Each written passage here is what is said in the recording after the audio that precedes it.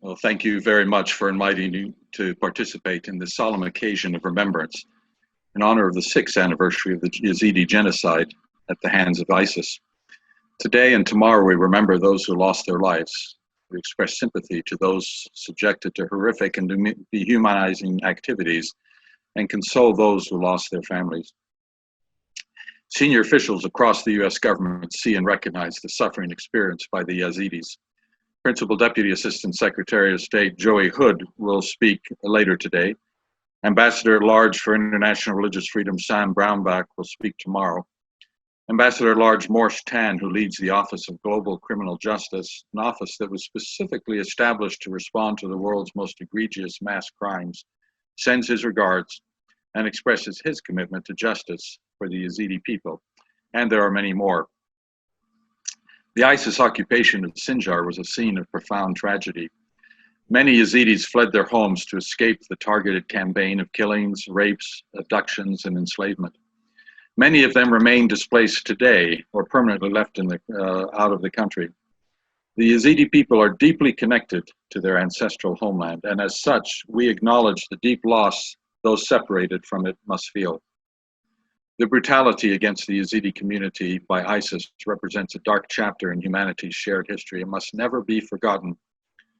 We must also remember that Daesh targeted anyone who would not accept their ideology of hate and support their quest to build a culture of intolerance. But in their failure, we see hope. Hope that despite their efforts to sow division and mistrust, the evil they brought to Iraq instead inspired cooperation and support among all of its people. Today, Yazidis are working hand in hand with Sunnis, Shia, Turkmen, Christians, and all of Iraq's communities to rebuild. So while today we remember the lives lost and the victims and their suffering, we must also honor the strength, resilience, and perseverance of the Yazidi people. Know that our support to your community is unwavering. We hold in the highest esteem those survivors who brave potential rejection and marginalization to come forward and tell their stories of courage. Stories the world must hear every day to ensure that the legacy of your community's sacrifice remains eternal. Today, I am hopeful for Sinjar and the Yazidi people. Since June, hundreds of Yazidi families have returned to Sinjar, finally coming home after years of displacement and exile.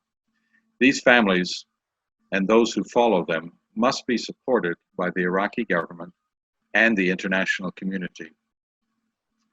To date, the US government has provided more than $470 million in support to Vice President Pence's initiative to support religious and ethnic minorities in Iraq to heal and restore their communities.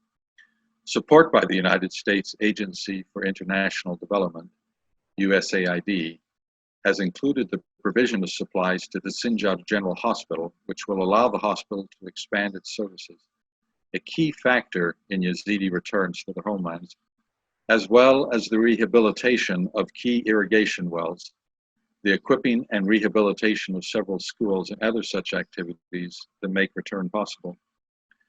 The State Department's Bureau of Population, Refugees, and Migration is also working to support sustainable returns in Sinjar district, including assistance in rehabilitating a water network in Sinjar Center, allowing 445 households to connect water to their homes.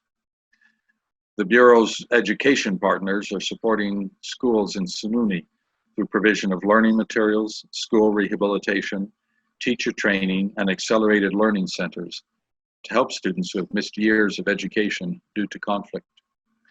A year ago, I had the opportunity to visit the Lalish temple, the holiest site in Yazidi faith, and at that time announced a grant from the State Department of $500,000.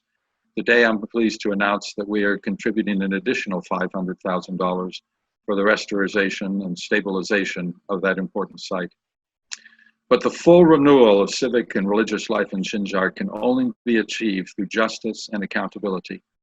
To that end, we are also supporting the United Nations investigative team to promote accountability for crimes committed by Daesh, UNITAD, Karim Khan, and their work to help communities heal by collecting, preserving, and storing evidence of the war crimes and genocide perpetrated by Daesh and its leaders.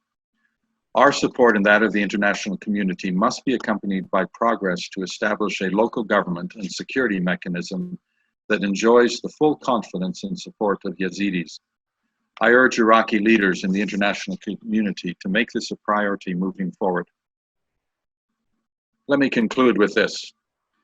Nothing we can say or do will ever fully address the pain and loss that Yazidis experienced. Nothing can bring the victims back, and the suffering experienced by the survivors will last long after this day.